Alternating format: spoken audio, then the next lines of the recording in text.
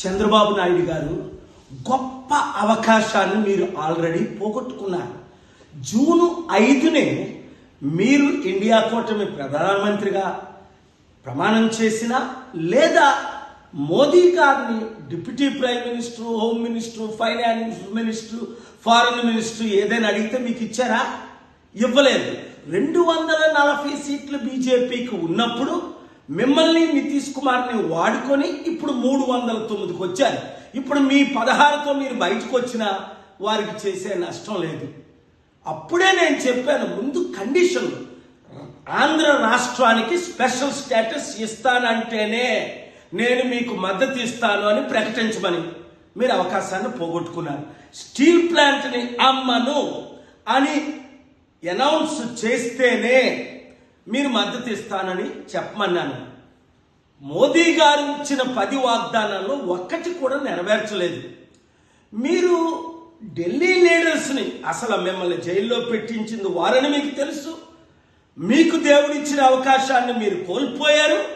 ఇప్పుడు రేపు చివరి అవకాశం, ఎందుకంటే మీ ప్రమాణ స్వీకారానికి వారిని మీరు పిలిచారు గనుక స్టేజ్ మీద మీరు నిలబడి, ఇప్పుడే నేను మంచి మెసేజ్ పెట్టాను మోదీ గారి పర్సనల్ సెల్ నెంబర్కి, మీరు కూడా స్టీల్ ప్లాంట్ అమ్మము, స్పెషల్ స్టేటస్ ఇస్తాము, ఈ రెండే చాలు మనకి. తత్మయాన్ని పక్కన పెట్టండి. స్పెషల్ స్టేటస్ ఇస్తే 100,000 కంపెనీలు మనం తీసుకొచ్చి ట్యాక్స్ కట్టకుండా వారికి ఆ కంపెనీల ద్వారా లక్షల ఉద్యోగాలు ఇవ్వగలమని మీకు తెలుసు, నాకు తెలుసు.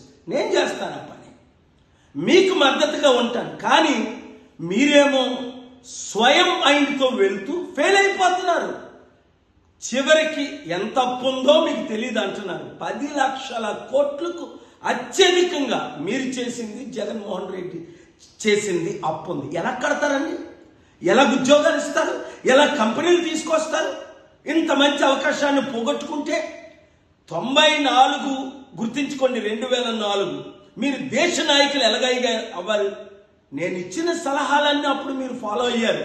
ఇప్పుడు నా సలహా తీసుకోవడానికి ఇష్టం లేదు సరికదా?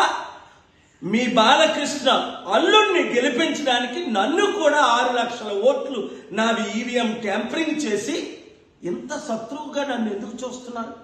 ఇన్ని సంవత్సరాలు, 30 సంవత్సరాలు మీకు బ్లెస్సింగ్స్ ఇచ్చినందుక, సపోర్ట్ ఇచ్చినందుక, ఆశీస్సులు ఇచ్చిన, ఇప్పుడు కూడా మిమ్మల్ని నేను క్షమించి మీకు అండగా నిలబడి దేశంతో ప్రపంచాంతో పోరాడి రాష్ట్ర అభివృద్ధి కొరకు నేను సిద్ధంగా ఉన్నాను. మీరు సిద్ధంగా లేరు కదా? ఆలోచించండి, దైవ నిర్ణయాలు తీసుకోండి.